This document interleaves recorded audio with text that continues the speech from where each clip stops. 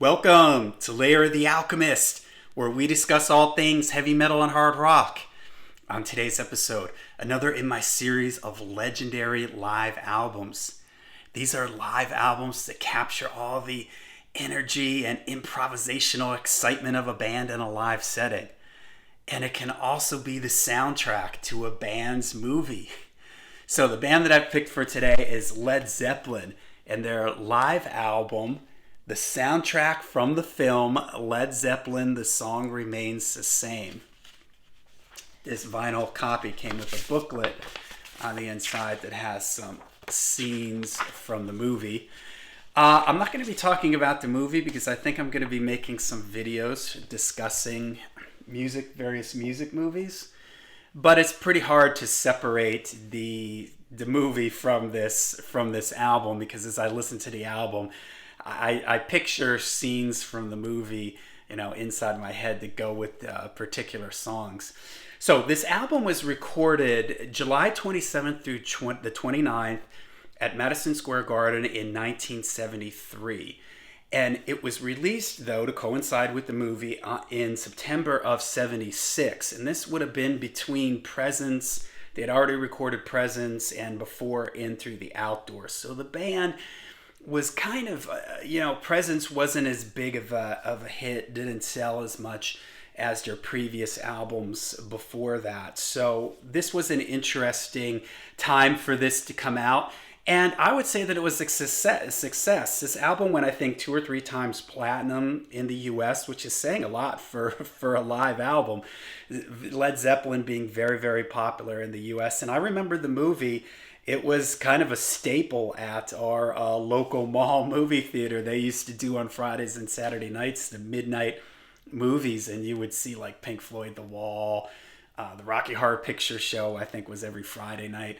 And The Song Remains the Same. So at the time, it was a pretty popular thing. And this was the only live Zeppelin album that was put out when they were active in the 70s. It's a little surprising, being that Zeppelin was such an amazing live band and they improvised so much and changed things around, that it's sort of surprising that they didn't put out more live albums in the 70s. But it's also, for some people, feels a little anticlimactic. The band themselves feel like it's not really their best performances. And if you listen to the box set How the West Was Won, which was put out, I'm not sure when that was put out, maybe 15, 20 years ago at this point, you can kind of see that, because the band is really cooking on those collections of live songs. And but for me, this still works. And as a 12-year-old, 13-year-old, really into Led Zeppelin, I really, really dug this album. And listening back to it, preparing for this episode, I really enjoyed it.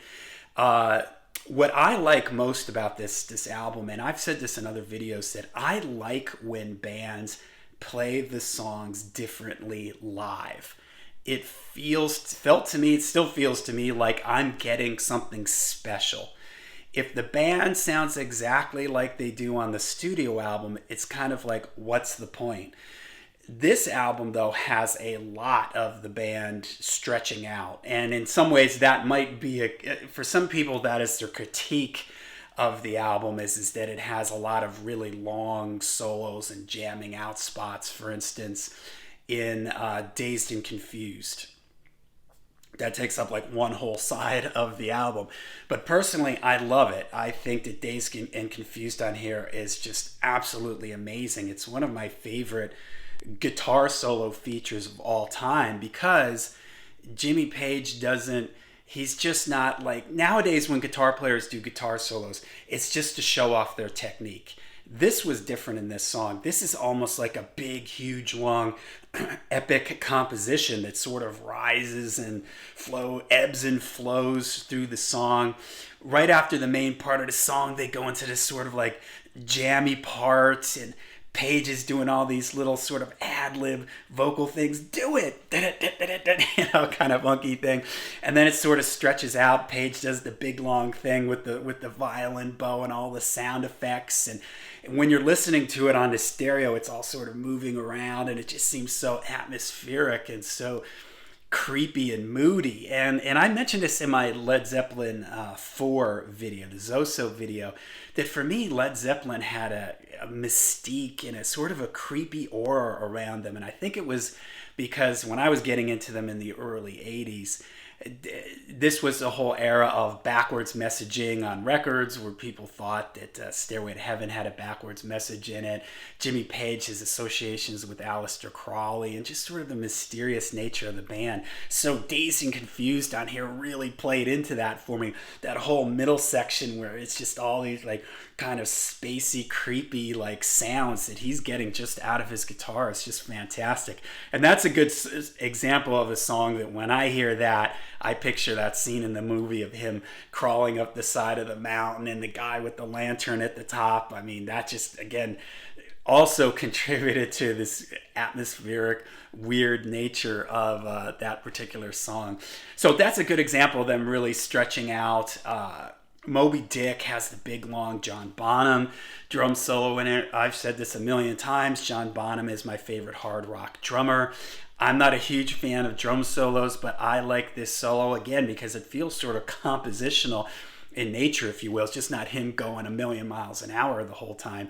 He's doing some different things. There's a really cool spot where he starts playing with his hands, and there's like an effect sort of on the drums. And so really cool. Whole Lot of Love is also another one that stretches out big time, where the band moves out into it's cool. Like when it hits that middle spot, which is usually like the noise spot, they just keep grooving and jamming really hard, and it moves out into a whole bunch of different directions, and you'll hear them quoting different things throughout these different jams through these songs. Like there's one point where Robert sings, "If you're ever going to San Francisco," and there's a whole bunch of like, it's just chock full of like riffs here and there that aren't on any of the albums. And to me, that's what makes this feel really special, because you're getting all these sort of extended jams from the band, the guys in the band, Bonham and Page, stretching out. No Quarter, one of my favorite Zeppelin songs. Again, here another sort of moody, creepy one. John Paul Jones doing all this different kind of stuff on the organ, and the way that song sort of builds and stretches out is just awesome. It's got the legendary Stairway to Heaven on here. This is a song of hope. The great part in the middle of the song, the quote I always love every time it comes up, does anybody remember laughter? when Robert Plant sings that is great.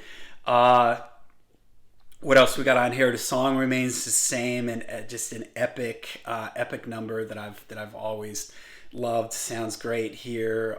What haven't I mentioned already? Rain Song.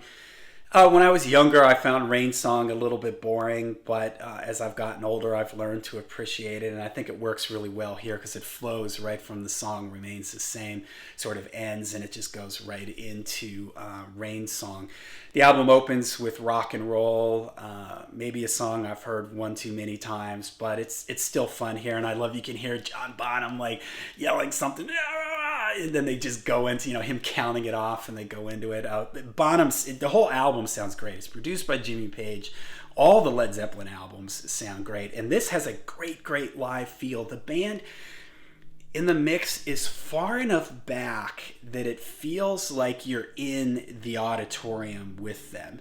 You can hear the crowd. I never liked it when a live album, the band seems really close. Like it sounds like they just recorded it in a studio. And you hear the crowd, and then the crowd disappears, and all of a sudden it's like this sort of very upfront sound.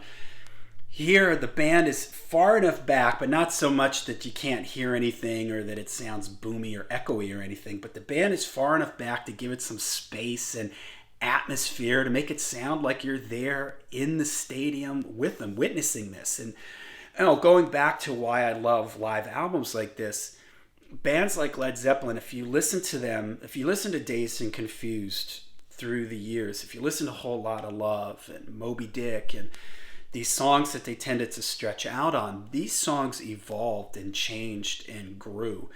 And so they really do capture a moment in time, which I think is really special and really awesome, and something that you don't see a lot of bands doing. You know, I don't get the impression that Led Zeppelin walked in and their set times were the same every night. Like, okay, we go on at 9 and we're done at 10:45. No, it was probably like, we go on at 9 and we get done whenever we get done. You know, and there's legendary stories of Peter Grant paying off like guys, you know, unions and stuff because they're going way over time with you know, 100 fistfuls of $100 bills in his hand. But that was, again, the great thing and the magic of Led Zeppelin. And the album sounds amazing, feels like you're there in the room. You can hear all the instruments. Everybody sounds great. Bonham sounds amazing. His drums have a big, huge sound to them. Page is amazing. One complaint that sometimes musicians, guitar players have is that Jimmy Page is he's sloppy live. And okay, it's hard to argue that. There are times like the guitar solo in Rock and Roll where it just sounds like he's sort of tripping over himself. But you know what? I'll take that over somebody going back in and redubbing everything in the studio and polishing up. And I'll take some of those wrong notes and sloppiness if it's so to capture the true live spirit of the band. I would rather have that, the live energy and the live spirit, than polishing up all the edges and everything like that. It's a live album, and you accept it for what it is, that it's live. All right, Celebration Day is also on here. Rock and Roll ends, and there's this big sort of build up, and they go into Celebration Day. That's pretty awesome. And I mean, I guess if there's any complaint, maybe they could have had, instead of some of these longer songs, they could have had shorter songs. But I love it the way it is. Here's a rare victory for CDs. The CD version has a bunch of extra songs on it that I think really do add to the whole thing, because they tend to be some of the shorter songs. Like you get Black Dog, Over the Hills and Far Away, Misty Mountain Hop, Since I've Been Loving You, one of the greatest blues. Jimmy Page, amazing on that, and Heartbreaker. So the CD version is definitely worth checking out. I still love my original vinyl because I've heard it so many times in this format. So, all right, there you go. Led Zeppelin, the soundtrack to The Song Remains the Same. What do you guys think about this? How has it aged for you? What do you think about these extended jams like Moby Dick and A Whole Lot of Love and Dazed and Confused? Are you down with that, or is it too much? Is it just too much? All right, so let me know in the comments down below. Make sure you go to our Facebook page, Lair of the Alchemists, so you can join in the conversation there. Also, leave some comments down below. Make sure you hit like and subscribe. And until we see you again, make sure you rock hard, ride free.